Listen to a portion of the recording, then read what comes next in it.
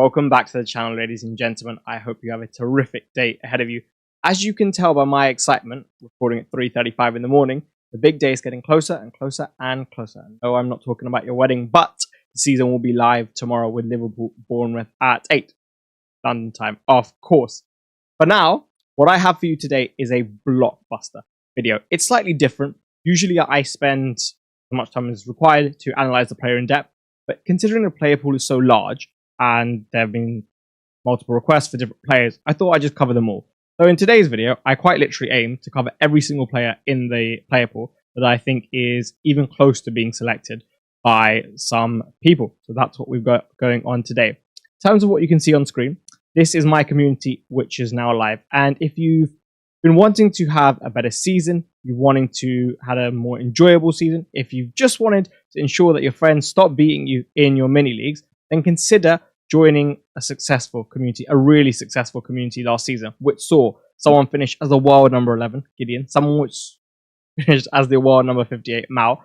And in addition to that, you can go and see 14 more testimonials on site. Consider checking it out and just seeing if it's for you. If not, no problem. At least you'll have some more clarity on what you do want. But if it is for you, then I'd absolutely love to have you. I'm sure it would benefit you.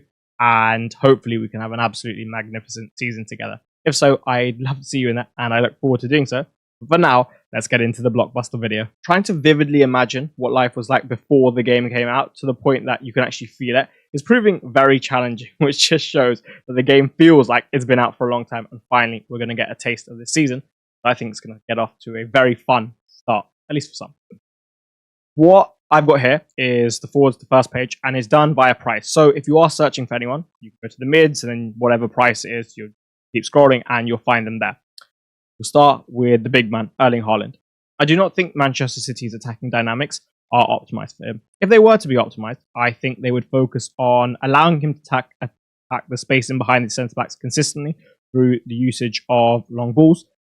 He's obviously got the physicality to be able to win the duel off the ball in the first place and then maybe roll his man and get in behind, or having passes in the midfield and really supplying him as a focus and getting him in and around the box, and again, having passes, having creatives which really play for him, as opposed to getting a winger who loves penetrating the space behind as well, and they want Haaland to function more as a passer and a target man and a hold-up player, right? That's what I would say are optimized conditions for Erling Haaland, and obviously being allowed to be devastating on transition with a really good carrier behind him, a good passer, De Bruyne, right, in his prime, hence why the relationship was so good, and kind of just taking the handbrake off and allowing him to consistently be fed in transition. However, at the moment, when you look at Manchester City, the biggest indicator that this is suboptimal for him is that he's almost playing second lead to Omar Marmoush, right? Because Erling Haaland is the one who will occupy the two centre-backs. Erling Haaland is the one that Omar Marmoush will play off. And for this reason, alongside the fact that you probably don't have the right-hand side dynamics you'd want for Erling Haaland, you probably want Semenyo, honestly, and he's not giving him Semenyo. I remember game week 1 last season, right, when they came to Stamford Bridge, and they looked good. They looked good in preseason. He looked so sharp in preseason, and they looked good. And what did they have? They had a wing pairing of Doku and Semenyo, right? So he's not probably going to have that, especially because Semenyo might be out the door. But with the fact that he's so expensive and he's not got the same caps in quality, I think, as Salah or Palmer, 1, due to the fixtures, 2, due to the dynamics, and 3, due to the fact that he's a forward, I think it makes him even harder to justify. And then the big thing is, I would say the opportunity cost is minimal in terms of the combinations between like a cheaper forward and a more expensive mid, specifically the forwards, right, in this case, because the forwards are just so good, in my opinion, at lower price points. Now, naturally, some of you will disagree with that. Some of you will be like, oh, I don't really like any of the 7.5. Fair enough. Even Ollie Watkins, though. Like, if I had a straight shootout between who's the better asset, Haaland or Watkins, for me, I'd definitely go for Watkins. So for all of those reasons, including price, I would personally avoid it. That isn't to say he isn't going to do well. You know what? If he scores a brace at Molineux on Saturday, I wouldn't be the tiniest bit surprised. And yeah, if you captain him, you get 26 points, great. But I still think that Palmer and Salah can match that. Maybe they have an off week, right? But overall, they can match that. And then going forward, it's going to be a little bit more difficult to justify the captaincy. I would say this is the best fixture out of the first 5. So that's that. Gyokeres, for me, this is a no. Does he even start Game Week 1? Honestly, I don't think he should. I think you really want to make sure that he's well integrated into this Arsenal side, because it'd be it could get a little bit tricky for Arsenal, because you've got United away Game Week 1. Just imagine you drop points. All right, let's say you beat Leeds. But if you're not in good form and things aren't clicking and there's not a good feel-good factor around the camp, especially with the success that's been seen in North London, even like your other rivals are just seem to be pulling away a little bit. And then you've got Liverpool, City, Forest, Newcastle. It'll get a little bit ugly at the start of the season. So I think they have to be on the ball straight away. Hard test away at Old Trafford. That place will be bouncing, and rightly so. And I think, honestly, Kai Havertz for that particular game, especially because transitions probably won't be a plenty for Arsenal in that game. I think Ruben Amorim will employ a more conservative game model. At least I think he should. And as such, I think it makes sense for Havertz to play. Even if he does start Game Week 1, I don't think you'd get like superb expected minutes out of him. And I don't think the conditions are really there with what I've seen from him so far for a haul. Right? And at 9 million, you probably want that. Obviously, in Game Week 2, it's an attractive fixture, but I don't think that fixture alone outweighs all the problems associated with him, including his price and the fixtures outside of it. And to be honest, what I've seen from him so far, to outweigh it and put it to the side. Another thing is the preseason game against Athletic, which a lot of people used as a point to promote Arsenal. I think it was a slightly false promise, because when I watched some of the defending from them, it was really poor. And it went right into Arsenal's hands, and I don't think Premier League teams will be anywhere near as naive. And then lastly, the adaptation to the Premier League, I think will take him a little bit. I don't think he's going to get the space that he's used to in Portugal, nor the number of transitions or the type of transitions that he used to. Even occupying the same space as he used to, I don't think he'll get that with the same freedom. So I personally don't love that. And then Arsenal's attacking dynamics, given what's on that left-hand side, still don't love it, which we can come on to in more detail another time. It's already at 6 minutes. We want to receive this. It's going to be a long video. Ollie Watkins, I discussed him more in depth yesterday. And if you are going to go and watch that video, you are going to go and watch the Watkins section. Really encourage you to watch the structural price point section beforehand, because it laid a lot of the foundations for what was to come in my reasoning for avoiding Ollie Watkins. And a very, very, very, very basic summary of that is, from a macro perspective, I think in terms of when you look at the structure, it makes more sense to not have a 9 million forward, given I think there's good enough 7.5s and the quality of the 6 million defenders. A couple in particular being Cucurella, and I'm getting more and more bullish on Ryan Aït-Nouri as well, which we'll discuss in my team selection tomorrow. That'll be a lot of fun. You've got that for tomorrow.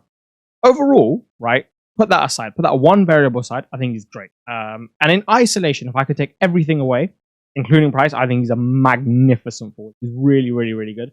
You know what? Even with price, he's still going to be good. I still think he's going to get points. So if you go there, I think you can expect goals and assists. I just think overall there's a little bit of an edge to go with that, but just my personal opinion. Hugo Ekitike is really interesting because he's not been spoken about much, right? He has not been spoken about much at all. I don't think I've seen him in a single Engage Managers draft, apart from a couple people in my community, open thinkers, open-minded thinkers. But he's got quite a bit going for him, right? I think you saw the goal you did see the goal against Crystal Palace, and what you would have seen is someone who's quite good in small spaces, especially considering his size and his structure. Someone who's certainly got the capability to combine, someone who can generate assists from that as such. A couple of my concerns with him as an FPL asset is, one, the ceiling. Just because he doesn't seem, and on screen you'll see straight A/B student in class and sport. And this is not something that I'd usually write on slide and not something I'd usually go into, but I really felt led to when I was making this section. He seems to me like someone who's just very good at a lot of things, right? For his size, combination play, really impressive. For his size, even his dribbling is quite impressive. His ability to retain possession, really good. His ability to shoot is good. There's just a lot of good stuff. But he's not your A-star student that's going to go to Harvard and then win the Nobel Peace Prize, right? Even though he's a really good player. And I actually really like him. And for that reason, especially when I look at him, maybe like his mental profile, I don't see the ruthlessness that I see in someone like Salah. Even in Wirtz, I see it far more. And in FPL, I'd want that. People call Cunha selfish, and you know what? Maybe he is, but for FPL, that is great. That is all. That is all I want. Take all the penalties off your mates. Don't give them back. Take shots and so on and so on. Whereas I feel like he's such a fine person. He's so selfless. He's always looking to combine with other players, and I think this takes away from his ceiling and goal scoring potential a little bit. Whilst I still really rate him. So at 8.5, I actually think if he went there, he could haul against Bournemouth. There's no reason we can't. I just think consistently for a long period of time, ceiling won't be too high. For now, at least. Maybe he changes after being around Salah a little bit, which could very well happen, and I wouldn't be surprised. But just for now, I'm a little bit cautious of the ceiling, mid to low ceiling. And as such, if you want to go there, I think that's perfectly cool. I think Liverpool will score goals. He's the number 9. He'll get good minutes. I don't think great minutes. Maybe not your 90th, but 75-ish. Good minutes. And from there, maybe get a little bit lucky and he does end up getting a few more goals than one may expect. I personally wouldn't, just because I'm so in love with Joao Pedro. And then to a much lesser extent, Chris Wood. I don't mind it. Bowen, I think, is a little overrated, isn't it? I think when I look at him and I look at game weeks 2 to 7, I think they're so hard fixtures wise. I mean, you've got some of the better defenses in the league. Arsenal, you've got Everton, you've got Chelsea, right? I don't need to name a few. And in that period, does he score a lot of goals? Probably not. The other thing is they made him a forward, right? So you're already starting behind the 8 ball because he should not be a forward. Like, he's going to play in a version of a 3-4-3, and he will function as a right inside forward. Yes, I know it says forward, but that's the same position that Sarr plays, like, roughly. Okay, Eze would be classified as the same role in that version of a 3-4-3. Okay, not role, but position. You know what I mean, right? So many people play this type of role, and they're midfielders, and they gave him a forward spot, and he didn't even have that many games as a 9 last year, or at least that many minutes. So I think you're starting behind the 8 ball because he's going to function as a midfielder, and he's going to, like in FPL, and you're going to have him as a forward. It's like a reverse out of the position, which is your worst nightmare. And I really just dislike the fixture 2-7, and he definitely doesn't have penalties. So he'll do decently well because he's Jarrod Bowen. He's a really good footballer. I really like the game week 1 fixture. I think Lucas Paquetá, Nicolas Fullkrug, and Jarrod Bowen could all, and Youth, and Wan-Bissaka, I think someone will score, but still could cause some real damage.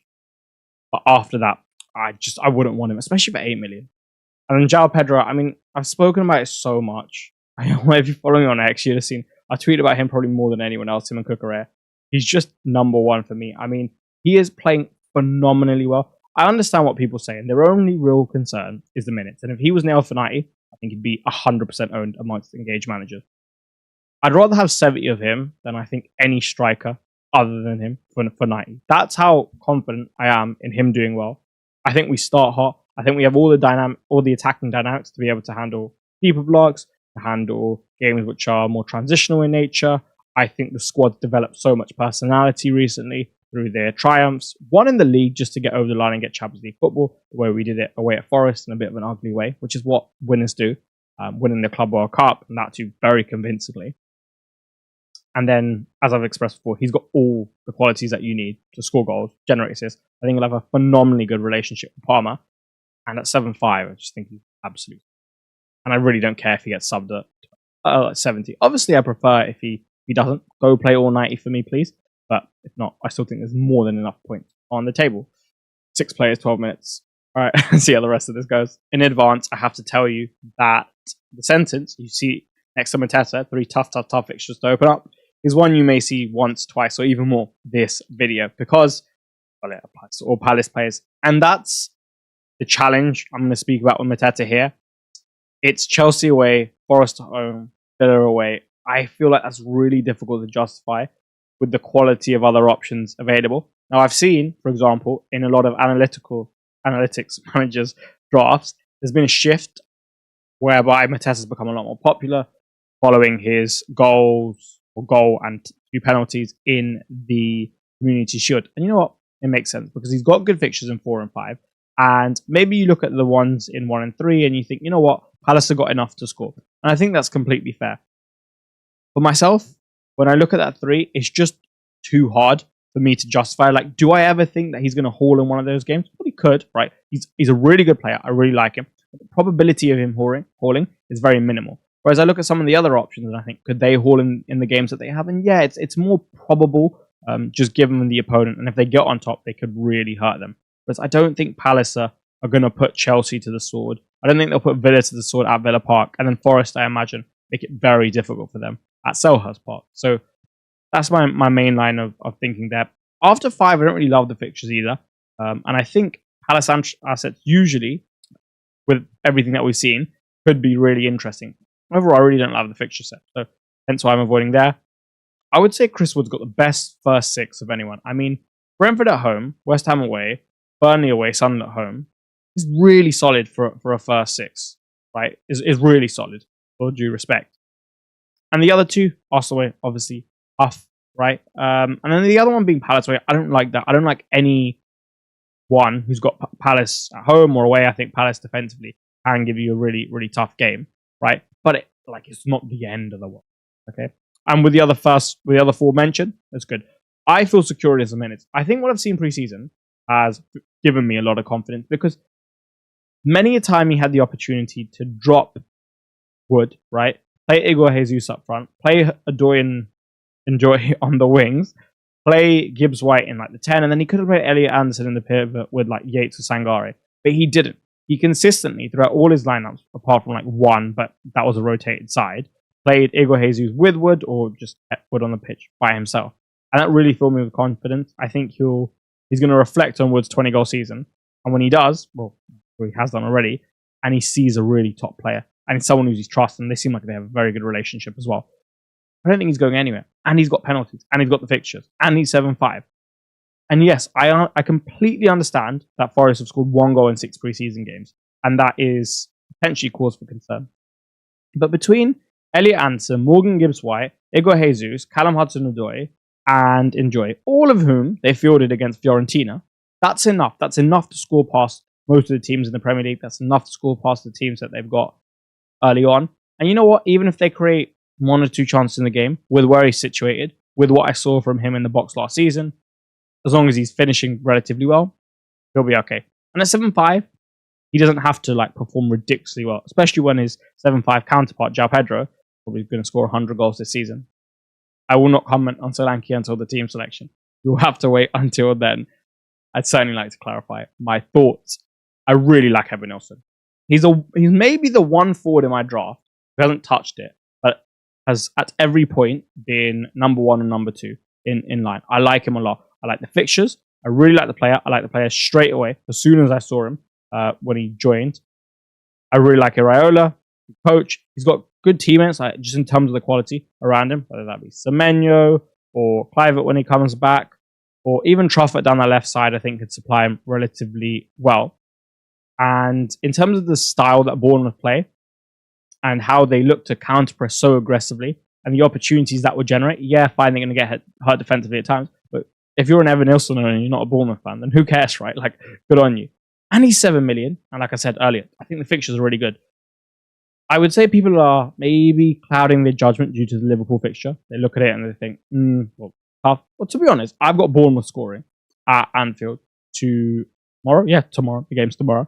I've got Bournemouth scoring at Anfield tomorrow. I think with what we've seen from them in transition, what we've seen from Liverpool in build-up and mainly in defensive transition as well, and the weapons that Bournemouth have, I think they'll definitely give them a game at some point, in terms of Liverpool defensively. Whether they can stop their attack, I don't think so.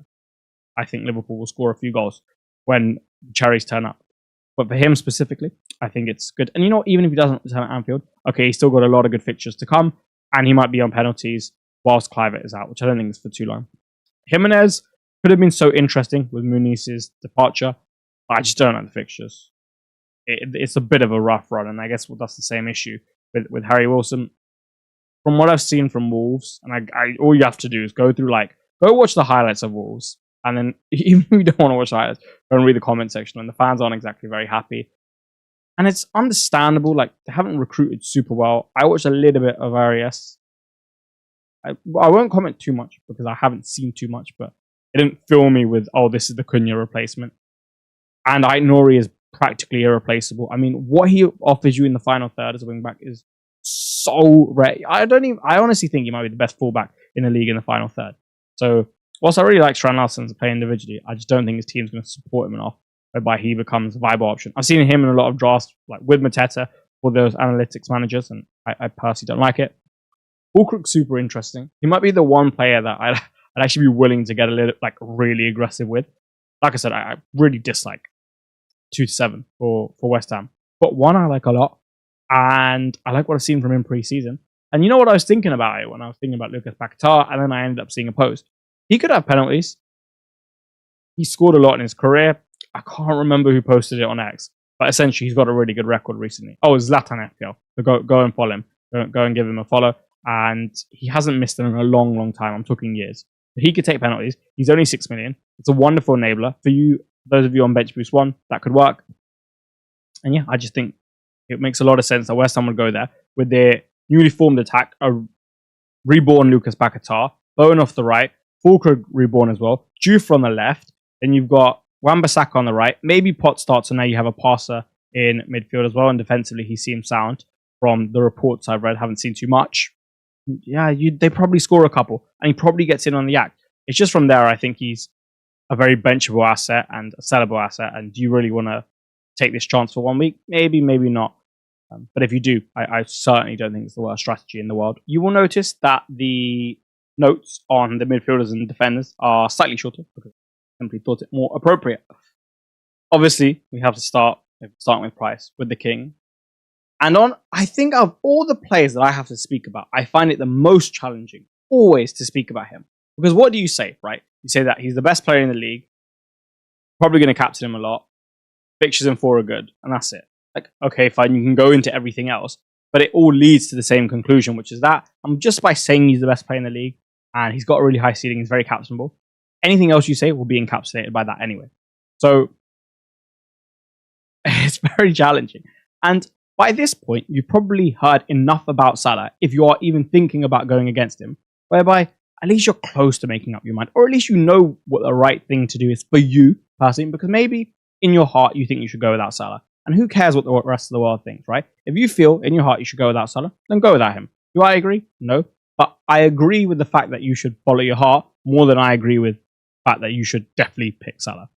Okay? And you've heard the argument long enough. So as opposed to me going into the football thing, I hope that if you do want to pick Salah, you actually pick him and you don't just go without him for the sake of it and trying to beat the template that way, because there will be hundreds of opportunities throughout the season. This is probably the riskiest and one of the hardest to take, or one of the riskiest. And if you do genuinely think that he's going to flop and he's not going to justify his price tag, and the only reason that you haven't locked in a no Salah team is due to fear, then I hope you can take this as your sign, a little bit of inspiration to actually go and commit to that idea. Because, you know, even if it did fail, at least you'd know, at least you could look yourself in the mirror and you did the right thing. And you know what? I'm sure that'll carry through to the rest of your life and have a better life for it. So that's that. I didn't expect that, but that's that. Palmer's the same. These two players are the same. They're just so good. Like, what am I meant to say? But there is a couple of things to note. One, I think you have better conditions in general, even if we are to play a diamond, which for those of you who watched me last season will know that I really didn't like. I much preferred the box midfield, especially when Lavia was fit, have him at the base, invert Caicedo from fullback, stick Palm on the right of the box, midfield, open him up to the angles that he's more proficient in, and then just let him go to work. Obviously, Maresca played him a lot in the 10 at the top of the diamond, saw him pull to the left-hand side more, wasn't that comfortable, and so on and so on. And it didn't lead to as many returns, right? As amongst other things as well, I thought bad luck was certainly present, and it just wasn't really.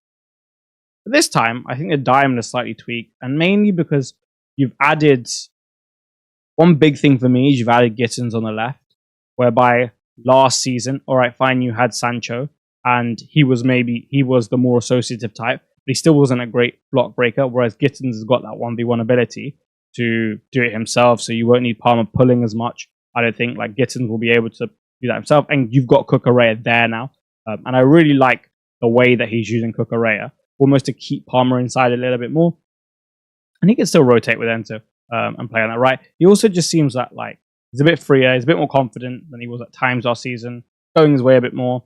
He's a world-class player. It's a great environment, I assume, around Chelsea at the moment. I mean, we're winning everything. We've got so many new, young, exciting players in the door. We look really good as a team. And Oh, we've got Joao Pedro up front now as well, right? Not to mention as well. But with all that, I really wouldn't like to go that. I like him a lot. I love him. Saka, I don't think I've ever seen a top 6 club have a worse run of fixtures to start the season ever. And I'm sure there should be something against it because it's ridiculous. I mean, like, to have in the first 6, United away, United away, Liverpool away, City at home, Newcastle away, Forest at home. That is disgusting. And you know what? Last season, when he had Villa away and Spurs away and City away, it was okay because at that point, it's one less fixture. And at that point, I thought Arsenal were good enough to take it all on and do really well. And you know what? They did. So hats off to them. This season, with the size they're facing, I think the gap is closed overall. Just if you look at it as a fixture set. If they played Man United last season, no biggie. This season, a bit more of a big deal. I still don't think they fixed their attacking dynamics anywhere near as much as I would have liked. I think the over-reliance on the right actually hurt Saka. If it was a bit more balanced, they'd probably score a few more goals. And yeah, sure, there'd be a greater spread of output, but there'd be more goals to compensate for that as well. And I think Saka would actually improve in terms of his goals and assists. Mainly just the left-hand side, even the right-hand side to an extent, but more so the left. Routes to points, I mean, let's just say that for most of the games, Gyokeres starts up front aside from game week 1. If he's just in and around the box, I'm not sure with what I've seen, he's going to be so deadly in there. And other than that, especially when your right 8 is Odegaard and his shots from outside the box, which he used to get a Saka assist a couple of seasons ago, aren't really working. And he has to play so wide anyway a lot of the time. And if he's going to score, he really has to do a lot himself. And he's probably not going to get put into the positions as much as he should/would like. For the price, I wouldn't do it. There's a lot of appeal to Game Week 2's fixture, especially given what captaincy looks like for other people. But it isn't enough for me. And I also think that Palmer and Salah, both of them for Game Week 2 underrated. I'd be if someone told me right now I had to captain Salah for Game Week 2, I'd be so comfortable with it. So I'm not too fussed on that either. Bruno is mainly just a role. I mean, Bruno at 9, right, and in playing in a not even like optimized, but just a normal, decent system for him and decent team for him, 9 would be way too cheap. He should be 10 with DEFCON and how good he is. But it's just this role is a bit.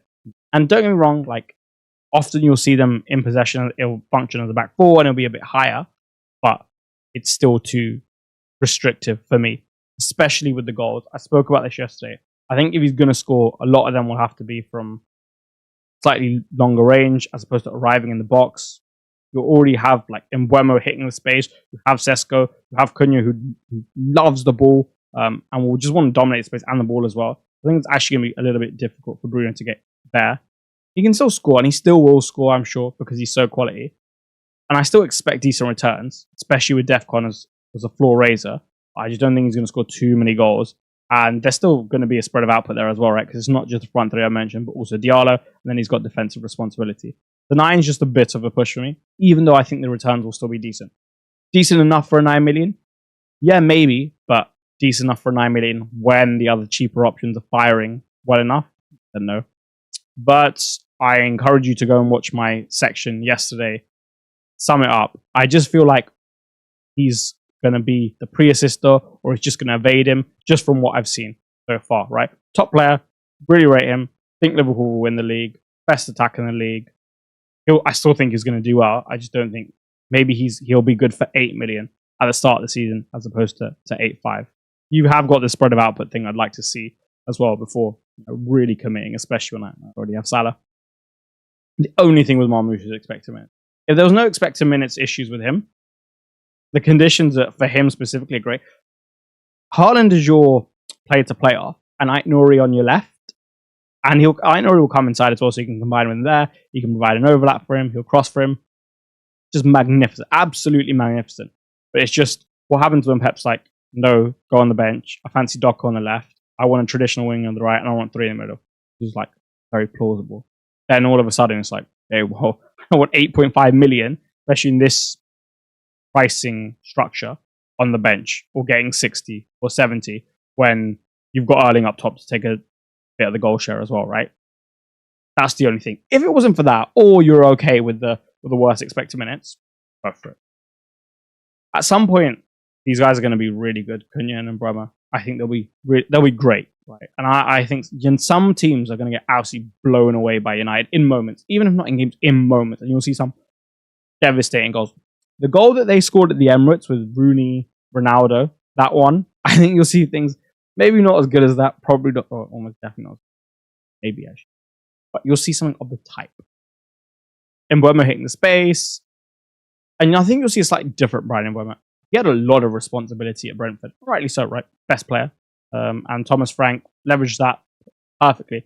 But here, where you have someone who wants the ball at their feet so much in Cunha, and someone who will have the ball at their feet so much in Bruno, I think his creative responsibilities and the fact that he's going to have, he didn't really have too much of an overlap last season, but now he'll have Ahmad on his right as well, constantly, at least combined with, and he's an out-and-out attacker. I think you'll see a lot more responsibility for him to hit that space in behind and be that almost outlet and that threat, as opposed to functioning as a wide creator like he would last season. So goals are probably going to be the name of the game for him a little bit more. And he's not got penalties as well, right? So that's something to consider. Cunha's I'm convinced he's going to come good. First two fixtures, I'm just about happy enough not to have him. And I mean just about. Today was the first day where I was really, really, really challenging my draft. And he was in there. And he was one of the players I was trying to justify. I couldn't. But by game week 3, when he's got Burnley at home, I think I'll go there. The only reason I'm not for the start is I'm respecting the defences of Arsenal and Fulham. I think they're good enough at the start of the season for me to respect without having seen United go. And just the fact that they've got a transition going on, right? Sesko, Mbeumo, Cunha. Big shift. So let's see how it settles game week 1. And it's Arsenal as well, right? But these two, they're coming good at some point. I'm utterly convinced of that. You will see Ismaila Sarr on screen, but you will not have seen Florian Wirtz on the last screen. I just noticed, after having recorded that section, even though I copied that picture, which is very interesting. Moving on. Eze, look, you're going to see it on screen again. I did tell you, I did warn you. Wouldn't do it. The fixtures, they're challenging, even after 5, they're challenging. Opportunity cost, when you look at the price point, it's not expensive. It's just there's other good options at that price point, particularly in the forward category. Maybe doesn't have penalties as well. And for example, like last season, one of the big swings, like one of the big weeks, was when he scored against Forest and Sarr and Mateta blanked. He's not going to be able to do that if he doesn't have penalties. So with the fixtures and potentially no penalties, and the fact he might just leave the Spurs or Arsenal, who knows? I wouldn't. Gakpo, just like the other three, the fourth player I spoke about yesterday. And similar to Matheus Cunha, he was close. And you actually would have seen him in one of my videos, like when I was promoting Fantasy Football Hub with my draft. You would have seen that Gakpo was in that slot. Just for the start, I would like to not go with double Liverpool attack, just because there's 4 of them. And I wouldn't want the spread of output to affect my seeding. And I think it could. That's the main thing. The other thing is, and this is a piece of analysis I actually quite like. Yesterday I spoke about his routes to goals, right? And his best route to goal being when he comes inside, off that left, cuts in, and then he just fires. He leverages ball striking, maybe goes far corner, maybe puts it back across the keeper, and he scores like that. And I was thinking today about Hugo Ekitike really likes pulling in that left space, and look where he scored the goal from. That was almost like a bit like a Gakpo-like zone. There's a bit of a Gakpo-like goal against Palace. But as well, we've seen likes that left-hand side, and he likes that pocket. So how much freedom is he going to get to go into that pocket? How often is it going to be available? Honestly, I don't think as much. Maybe he'll be the assister for Ekitike and Wirtz to do something from there. For example, Ekitike, I think he'll open his body up and shoot like he did against Palace. But maybe try and dribble a little bit more, carry into the box, because he's so good to watch in that sense. When he gets on it, and he gets on that bike, wow. It's just flow, and it's beautiful. Florian Wirtz flow. Why, that's his nickname. So, yeah, I think that route to goals might be a little bit cut, and I didn't love that. He's a very good crosser of the ball, so you can get assists from that. And Salah's crosses from the right, back post headers, that's on, right? That's on. So that's something to think about as well. But it's mainly the spread of output that means that he isn't in my head. But you know what? You go there. I like it enough whereby I think it's solid. Talking about solid, Morgan Rogers, he'll play, right? If he's training, Unai Emery will play him any game, any day. He'll play him 7 days a week. I mean that he'll play him 7 days a week. And Rodgers will probably do it as well. Very solid. Can't complain. Don't really have too much more to say apart from that. Wouldn't double with Watkins. I think that's a bit overkill, right? I don't have that much trust in Villa that I would go double. At least if you're going to go double, then maybe you want to go one cheaper options as opposed to Rodgers. Watkins, go one Tielemans or Marlon, right? But yeah, Morgan Rodgers, solid. And he's probably not going to play off the right. I really don't see him playing off the right this season, and that's good for his output because he's more proficient at those left-hand side angles, albeit he improved off the right, like he really did last season, and I was impressed. Really like him as a player. Moving on to another player who is solid, Antoine Semenyo, just maybe a little bit less solid than Morgan Rodgers. The only thing I'd really have to complain about, because like I said, I like the fixtures, I like the team, I like coach, as I've said in the Evanilson section. Ceiling. Yes, he braced against Leicester last game of last season, but that was, I guess, what you can call an anomaly. Maybe you could say it was him turning a new leaf, but for me, I'd like to see it first at least, and that too against better opposition. And I personally just don't like players without a ceiling. So solid, and it's not like he can't ever hit that. I just don't think it's super likely. That is about my only quarrel with him. Mitoma is so interesting, and I was very pleasantly surprised when I went and looked at his goals and assists data today, because he picked up 10 goals, 5 assists, and 10 goals in 28 starts last season, right? I thought he was injured a bit more than that, so I thought he missed a few more games. But 10 goals, 5 assists for him in that role is really impressive. And at some point, I think he'll be great. But as you'll see me say later in the video, when we go into a Brighton asset in more depth, fixtures are challenging, I think, to start with. Not the worst in the world. Not as bad as West Ham 2-7, but still challenging enough whereby it's off-putting myself. Enzo, if there weren't 3 elite Chelsea assets, I think you could go there. But when Cucurella, Palmer, and Joao Pedro exist, very challenging to do so. You may not have that. But you may not have Cucurella, or you may not have Palmer, or you may not have Joao Pedro, right? Actually, Palmer and Joao Pedro are so highly owned, maybe you do have all. I don't mind it. I still think he's going to box crash enough. He's going to get assists. He's going to do enough playmaking responsibilities in the side, even with Palmer, to generate turns. They've priced him really well, because if he was 0.5 less, he would be super interesting at 6. I don't mind it. And I'm very confident, as you could probably tell, in us at the start of the season to score goals. You know, maybe we'll concede 1. Maybe we'll concede 2. But we'll score more than you. That's what I think. So, I don't mind it. I actually think it's going under the radar a bit. I just love the Chelsea triple up that I've spoken about a little bit too much. Lastly, the man you see on your screen is Ismaila Sarr. Same as Eze and Mateta, right? Obviously cheaper than both of them, but tough fixtures to start. And the first one for him, I'd say, is worse than Eze and Mateta.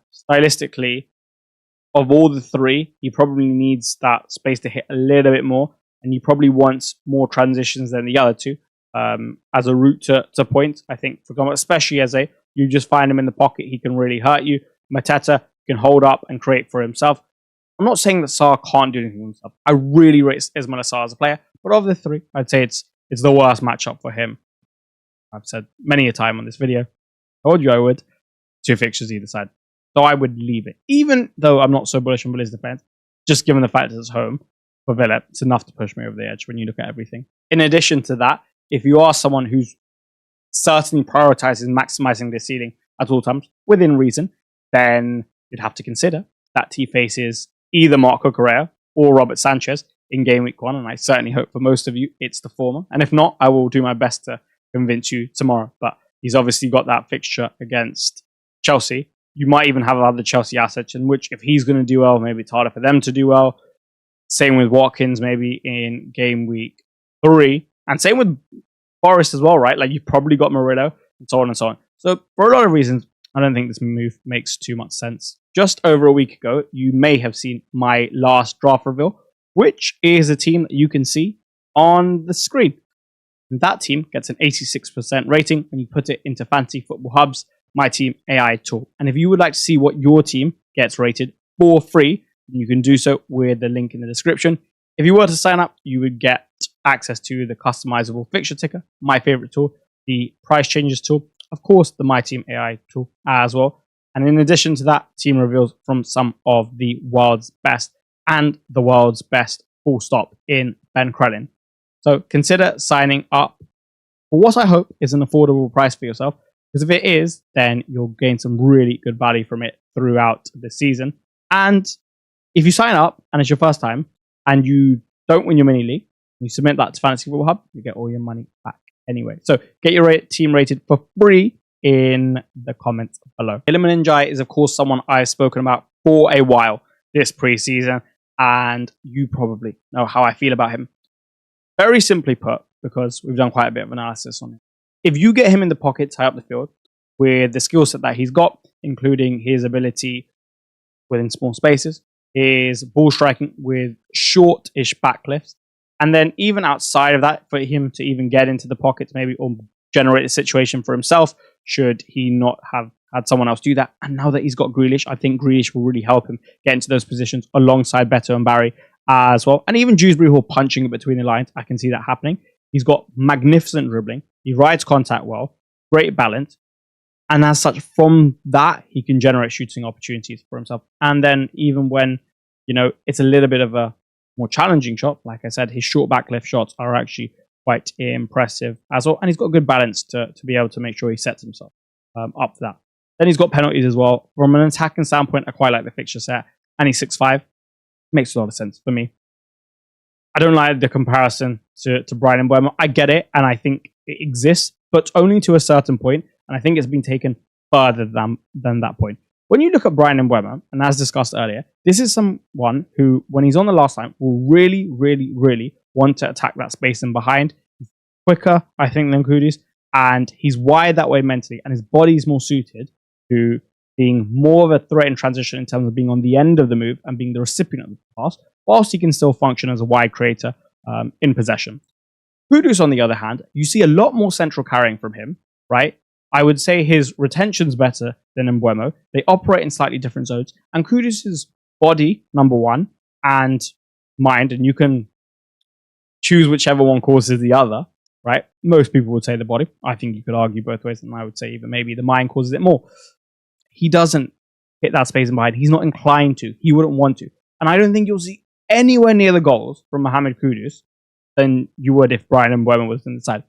That's not to say that Bryan Mbeumo would be better. I think he would be better, but that's not the point. The point is that they're different in that sense. Yes, of course, they have similarities, right? Even aesthetically, they have similarities.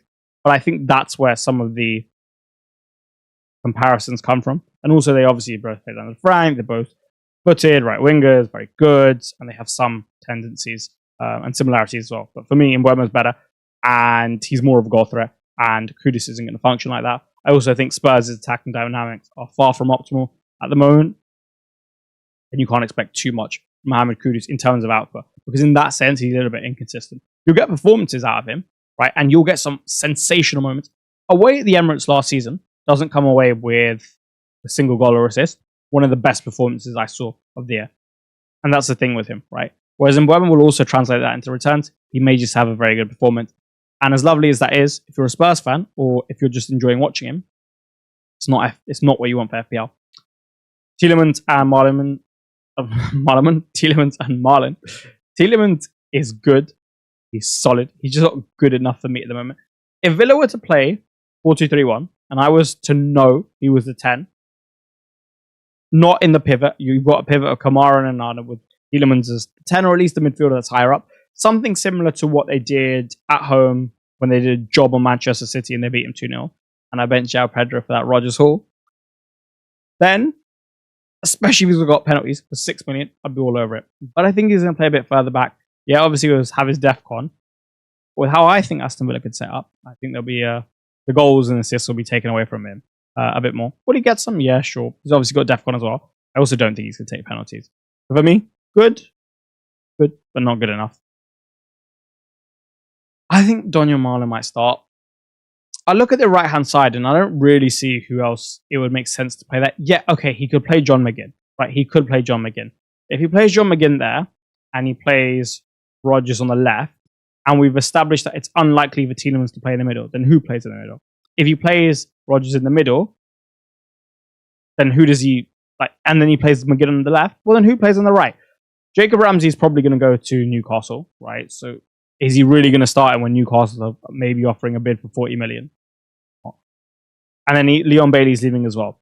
Then you look at Gesund. He's only had a few minutes, so does Unai Emery want to chuck him in straight away?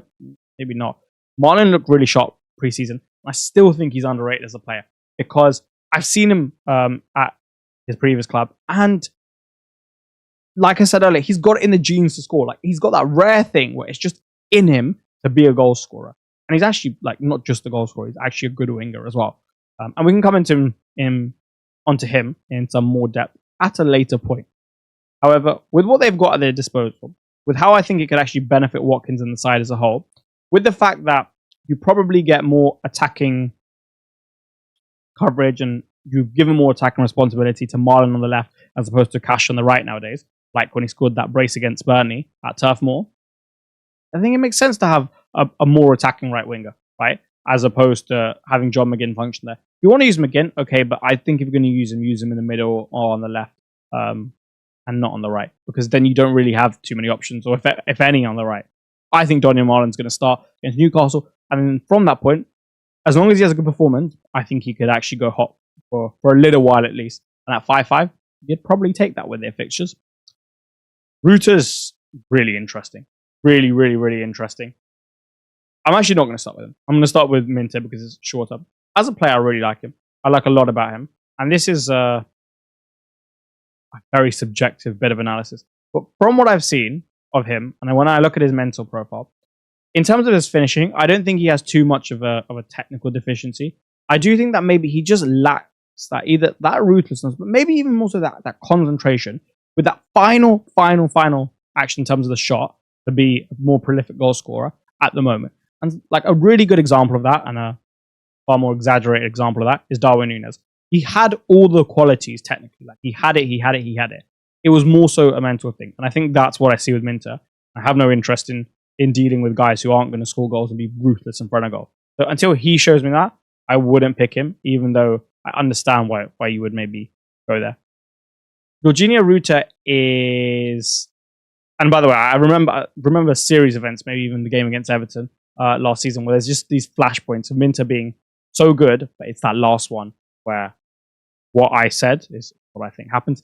Rutter is so interesting, right? Because if you have someone who I rate as the 9 for Bryan, a good side, who don't exactly play 10 at the back, and potential penalties, it would make a lot of sense for 6 million on paper to go there. My concern is two things. One, from the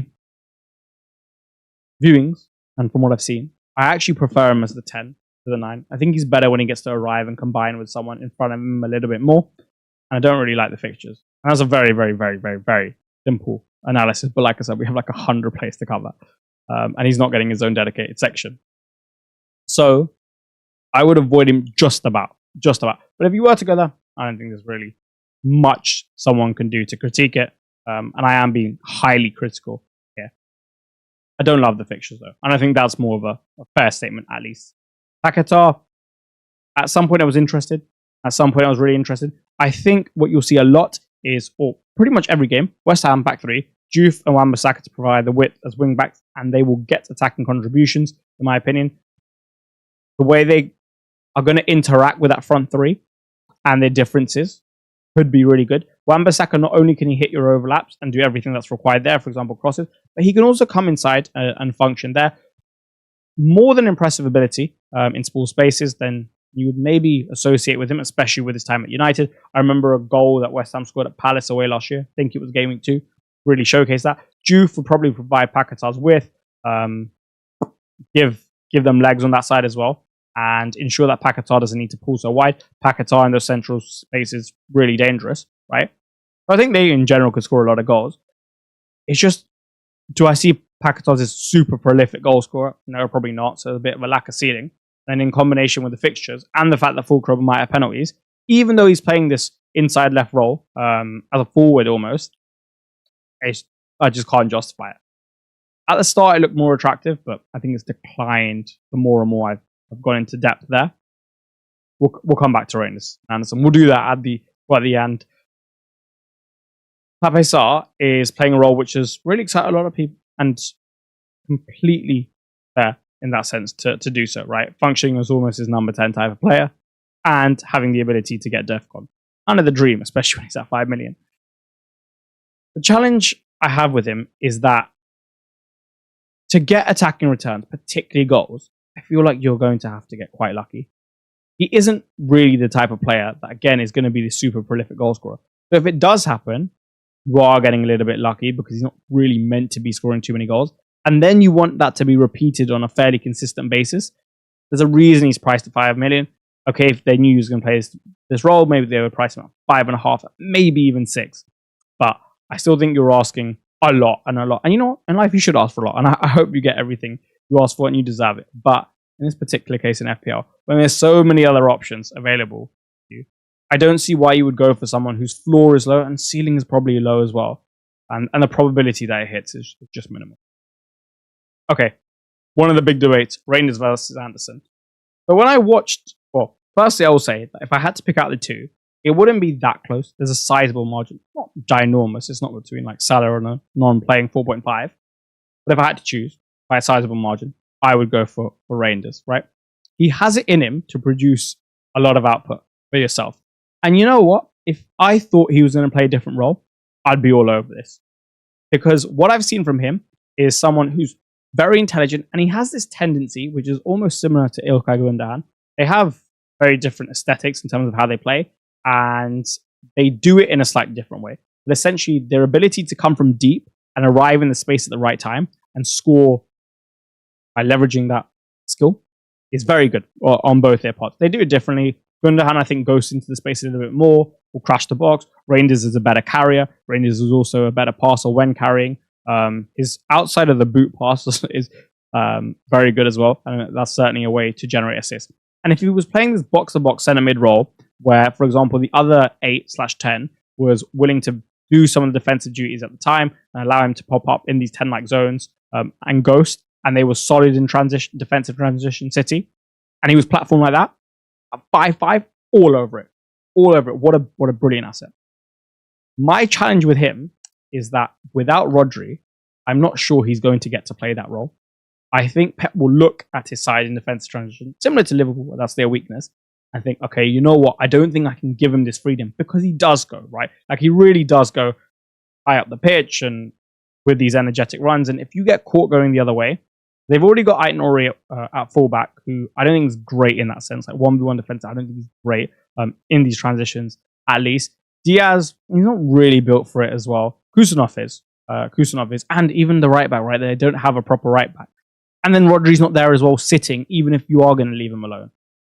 So maybe he plays him a bit deeper in a more restricted role. And that's essentially how I think it's going to be platform, and I think it's poor for FPL. Maybe he plays Nico Gonzalez at the base, and maybe he pairs Rangers with Ilkay Gundogan, and maybe the left winger is either Marmoush or Doku, and then on the right, in a false right winger role, whatever. It's 4:53 in the morning. He plays Cherki there or Foden. Okay? Yeah. All right. Then I'd be a lot more interested. But I'd want to see that first, and I also do not think it's going to happen. That would be really cool, by the way, that particular team for him. With Aït-Nouri at left back, that would be great. But I don't think that's going to happen. So I hope you understand why whilst I think he's better than Anderson, I wouldn't go there. It's essentially just how he's going to be platformed. I think he will have a more restricted and deeper role. And whilst he's got it in him, I don't think he'll get to be able to show it. A bit like Son getting stuck on a touchline last season or the season before, right? As opposed to scoring that hat-trick at 9 against Burnley. If you know that, then you're a real one. Anderson's role for me is just no. Because against Fiorentina, for example, and he used a similar blueprint in the next game, albeit Gibbs White wasn't available. For what reason? I think was injury. Like a minor one.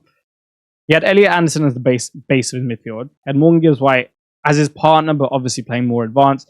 He had Enjoy on one side, Adoy on the other, Igor Jesus playing as a second striker, and then Wood up top, right? And then in the second game, he had Yates, but let's say Gibbs White was fit. He comes straight back into the side. Who does he drop? Igor Jesus, or does he drop Yates? And if he was willing to try against Fiorentina, wouldn't be surprised if he's willing to try it again, even if it's for certain minutes on the pitch. Now, you give him Sangare or a destroyer type of profile next to him, and you give him a bit more flexibility to be the more advanced midfielder out of the pivot. Yeah, fair enough. He's never going to be that with Gibbs White.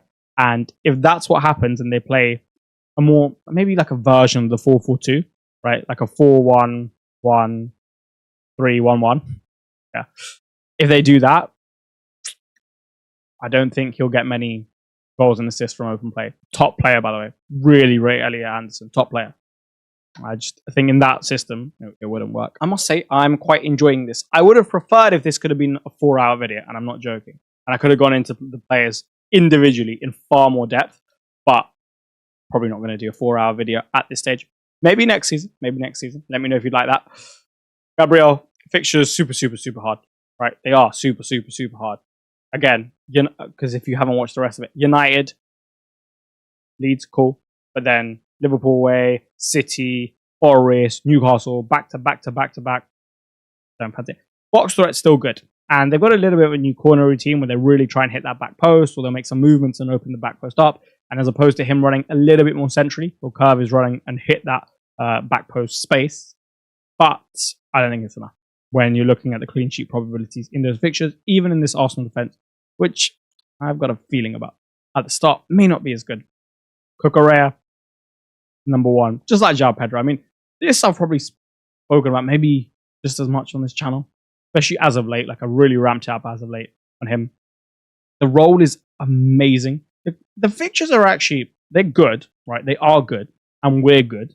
I don't think they're amazing, and I don't think like our defense is so amazing whereby, you know, we're definitely going to keep a clean sheet, and that's why I'm a little bit more down on Sanchez than others, as you'll see. But with the attacking returns available to himself, realistically, just too high for me to turn down at 6. He's underpriced. For this role, he's underpriced. Should be minimum 6. And I'm just more than happy to take it. Games is really interesting because no one's, literally, I have not seen a single tweet about him or a single like YouTube section about him. If he starts with his set piece taking ability, he'd be quite dangerous, right? And he's coming in cheaper. But it's just, can you trust him to start every game? Maybe. Would I advise you to go it? Probably not. Almost definitely not. But if you really did fancy a punt, I wouldn't mind it. But Cucurella at 6. Please, please, please. Go there. Liverpool defenders. Konate, underrated value. 5-5, first of all, comes in cheaper. Nailed as you like. Because especially when you have your right back pushing on, you really require, and your midfield setup includes Wirtz, you really require defenders who are superior athletically, physically, and generally just have to be brilliant channel defenders, right? If he's going to play right centre back. And he's that. And he's good on the ball. And he's an aerial threat as well, right? Like I remember that little purple patch where he scored some dominating and devastating headings in the Champions League. Obviously got one at Wolves last season. And I feel like he's actually unlucky when it comes to set pieces, or has been in the past. He could be someone who looks good from set pieces and has all the right body mechanics and to deliver returns. Maybe he just doesn't understand the timings too much, doesn't have that sixth sense, something of the sort. But at some point he could come good goal scoring wise for you. And remember, he's cheaper. And also, he's going to get DEFCON returns as well. I don't see why Van Dijk, in this role, central centre-back, should get way more than him. I think Konate will definitely get some. And you know what? I think Van Dijk only had 5 or 6 in the Community Shield, because I checked it before this video. Konate had 9. So, you know, he beat him in that game. Liverpool defenders have a lot of upside in 4 and 5, I think. A lot. And I've seen them in increasing numbers being released from drafts, and I get it. I don't really like the first 2 fixtures defensively either. Albeit I think 2 could actually be okay. Maybe even 3, but more so 2. However, the upside to 4 and 5, I consider having them. I'd really consider having them for that. DVD, DEFCON, similar to Konate, goal threat. Better set pieces with Wirtz. I guess it's hard to say when like Trent was the other one, but it looks a little bit more polished, the set pieces. As I imagine it would be. They probably took a leaf out of Arsenal's book. Frimpong is so interesting because if he was nailed, I feel like everyone would own him. But when you have Conor Bradley as competition, I don't think he's nailed. And I wouldn't do this to yourself early season. Focus is underrated in my opinion. DEFCON will be better than last season. People are looking at last year's data, but you have to take it and then twist it to suit the new set of conditions. And he went from playing left back up and down in a Bournemouth side, where DEFCON was going to be hard to come by, to playing predominantly left centre back, with some freedom though to advance to get his attacking returns. But in that left centre back role, he should be able to pick up defensive contributions, especially if his workload is almost higher because they're functioning with one less defender, as they've got Wirtz and Frimpong in that role in the same side. Ait Nouri, Pep apparently, according to City Extra and then the journalist they quoted, said that Aït-Nouri had really impressed him. And in possession, he was almost going to use him like a number 10 coming off the left-hand side. And you know what? I wouldn't be surprised. It's something that Pep would do. And also, he is phenomenal in the final third. His combination play, his small space ability, press resistance in general, and that can be translated to being good in the final third, just in terms of what you need to be able to do that. Really, really impressive. Got goals in him, got assists in him, got the final pass in him, got the cross in him. I like the Game Week 1 fixture. Old club, people always seem to really be up for that one. They should. 2 to 5, do I like it that much? No, not really. But. And we'll come on to this more tomorrow. Strategically, he helps so much from 6. So much. So much. Because he doesn't force you to free hit. He allows you to prolong with the wild card. And just in general, when the game's building up, if he's playing this really attacking role, he's always got attacking returns of the card. And City's defense, whilst I'm not like a huge fan of it, is still City's defense, right? Like, it's still one of the better ones in the league. We just have such high expectations. Maybe we forget that. At times, I think he's the best fullback in the final third in the league at the moment. Underpriced as well. For moi. Vardio, I think, is a bit underrated. You look at the DEFCON stats last year, and you think, nah, he's never getting it. But most of them were at fullback. At centre-back, especially if Aït-Nouri is to push on, yeah, he could definitely get some. He could absolutely get some. Especially if City are open a little bit more. And then he's got the threat from set pieces. Brilliant in the air. Absolute magnet for that ball. And a really good goal scorer in that sense. He'll probably never get dropped. I think Pep loves him too much and he's just too good. The last thing is, clean sheet potential. All right, it's not great, but it's not so bad. So I think he's a little underrated. Would I go there? No, but if someone did, I wouldn't critique the move too much.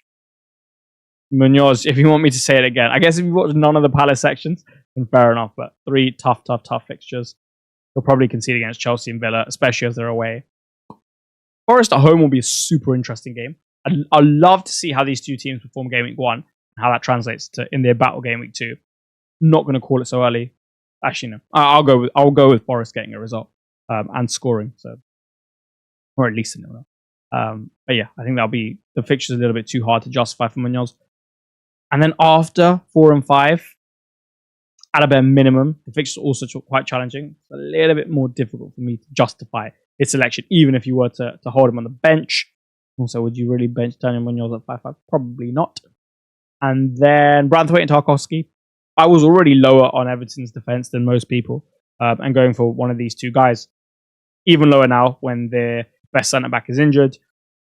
I have a lack of clean sheet expectation when it comes to these fixtures, and DEFCON's not enough of a thing to sway that for me when attacking returns aren't really involved as such. The corner routine with him at the back post looks good, and I think he could get returns from there. It's just, it won't be as common as Arsenal in terms of the likelihood of him actually getting it. These guys are great. I mean, Nottingham Forest defense is so good, and that's why I've put Murillo on the cover of this slide. But I have it in that order, as I've discussed at a previous point. But I will go over it again. Essentially, there are 3 areas to consider here, right? We're going to leave expected minutes aside because for now that is not a factor. Okay, if Leif Davis signs, I'll touch on it. If Leif Davis signs, I do not think that this is a left-back replacement for Neco Williams. I think this is a right-back replacement for Ole Einar, who they may be slightly concerned about following his latest injury. And given Neco Williams is naturally a right-back, naturally right-footed, they'll ship him there and they'll put Leif Davis on the left and they'll offer themselves more depth, which they didn't have towards the back end of last season. And especially with the Europa League, they'll need it, right? That is my theory for now. I actually don't rate Neco Williams that highly defensively. And I think it would be a good move to potentially upgrade him. But for now, as an FPL asset, I'm cool with him. So we'll put expected minutes to a side. 1 second. Price. Goal threat or assist threat. Output. And CBIT, right? CBIT and DEFCON. Morella's the best. And then Williams is probably second, Milenkovic third. But they're all quite good. Obviously, Murillo's better and he's one of the best. But even Williams, especially per 90, is quite solid. So I don't think there's enough of a gap whereby that's going to close it. 0.5 is big. Really big, the saving on Neco Williams, because you've seen probably not a single draw, maybe 1 or 2 out of the thousands you've seen, hundreds you've seen, tens of thousands you've seen, that have nothing in the bank left because it really just is a game at the moment with how the pricing structure is done, whereby you need to spend all your money. I think that's a good thing, to be honest with you. So being able to save 0.5 is a big deal and reinvest it elsewhere. And then Milenkovic has the best box threat, right? Magnificent. And then from there, what I saw against Fiorentina a little bit is Neco Williams operating in these slightly higher zones a little bit more. And he's got a good cross on him. So with the likes of players that they have, especially Igor Jesus to partner with, wouldn't be surprised if he nicked an assist or 2 or 3, 4 or 5 or 6 from there, right? So when you put them all together, I do have it in that order, but it's so close. Like, I do not think anyone can really criticize you for going Murillo. Maybe me a little bit because I said he's dead, but yeah, just a little bit between them. Well, the man you see on screen will certainly have a surge in ownership between now and the deadline, following his performance and Spurs' performance against PSG, as will Romero and Van de Ven. Bit of a roller coaster of a night, or big roller coaster of a night. I say on the side, good, not great. It's very close to being great. The only challenge I have with it is that 2 and 3 are tough. City away, I don't think they keep a clean sheet. I know they have a great record there, but I think this is the year that at least City finally turn up to this game and don't get so unlucky. And game week 3, I don't like trying to keep a clean sheet against Bournemouth this season. I really don't. I think they'll score past most teams. 4 to 7 is quite good. I just don't think that 1 outweighs 2 and 3 at the moment for me, just because the rotations you'll have with your defenders, there's not many who have good fixtures in 2 and 3 to go and capitalize on there with the rotation and being able to bench Spurs defender. You look at Porro, you look at his DEFCON, you look at his potential for attacking returns, especially if he's playing wing back. You start him at City. Makes sense, right? Fair enough. I just think he'll concede. I think he could concede twice. And from there, getting a decent score is looking a little bit challenging. And I think they're going to concede against Bournemouth as well. As I said, I think most people are. And you know what? Maybe you don't want to book a transfer in for 4 and get them then. Completely understandable. Maybe you'd like the upside in game week 1. Completely understandable. My preference, that they'd have a better 2 or 3 in another universe if I had to pick them. But for now, I still think it's a very justifiable selection. It's just not for me personally, but a very, very, very justifiable selection. Laquan Richards especially, I think will be a great option down the line. Put a tweet out on X. Very American type of athlete. Good leap, good timings, good understanding of where to be and when to be there in the box. Funny enough, he actually went and headed the next corner and probably should have done a bit better after that tweet. Fixtures, same thing. I'm not going to repeat again because if you didn't watch the Mateta, Sarr, Eze, or Munoz section, then you know, fair enough, right? But I imagine you may have clicked on one of them and before you'd have come to this. Tough fixtures. Chelsea away, Forest at home, which I don't think they're going to win, and Villa away. I don't really see nothing more than 1 clean sheet. And then even after 5 is tough. They still got to keep them in 4 and 5, and there's a lot of reliance on them doing well in that period for you to justify it. Ponsa, not great on DEFCON. Clean sheets, I don't think Villa will keep too many with the fixtures. Attacking wise, I think they're decent. The fixtures, quite good. Quite good, yeah, for sure. At least defensively, not so much. Also, I think in build-up, they can get caught out a few times. And the opposition's press can certainly deliver them a goal. Anderson, I don't like this move. I look at the fixtures and I'm not a fan of them. And I see where they're going to play him. There's such a reliance on this spot to hit in game week 4 and 5 with like Leeds at home in 4. And if it doesn't, then it's really not the greatest pick. And you're putting a lot of emphasis on him being able to return there in that 2-week period, but specifically game week 4. And I just think when you look at the quality of the side, it's not as bad at all. I like this Fulham side. I think at times it'll be very difficult to beat. I even spoke about in game week 6 when they face their opponent. It's not going to be an easy game for them, right? The team that are playing Fulham. That slipped my mind temporarily. But they're not like the best defense in the league, and they're not this super elite defense. And I think placing so much reliance on one fixture for a team like that is a little bit risky. And I personally wouldn't do it. He's obviously got goal threat. He's obviously good on DEFCON. He's obviously 4.5, so it makes sense. It's just not my preference with the other defensive options available. As I spoke about in the last video, in the pricing point structure section, which is the first section of the last video. Finally, of the defenders, Wan-Bissaka and Juve, as I expressed in the Paquetá section, both I think will get attacking returns, even between, let's say, 2 to 7. I just don't like the fixture 2 and 7 at all for keeping clean sheets. And for that reason, I'm out. Because the name of the game for defenders really is still keeping clean sheets and then being able to pair that with DEFCON, assists, goals, and a bonus, right? So that's the predominant reason. You wanted to have a go gaming one? Sure. I've got a feeling Sunderland got a goal in them, though. And as such, I would be staying clear. You may notice something a little bit different about this side, and it is so very reflective. even if you just took the words out and just looked at the amount of information or lack of information as to how I view this category. I've never seen the category look worse. I've never seen any category look worse than how I think the goalkeeping department looks right now. Sales supremacy by miles out in front of me. Best opening six set of fixtures from the first six, looking at that time period.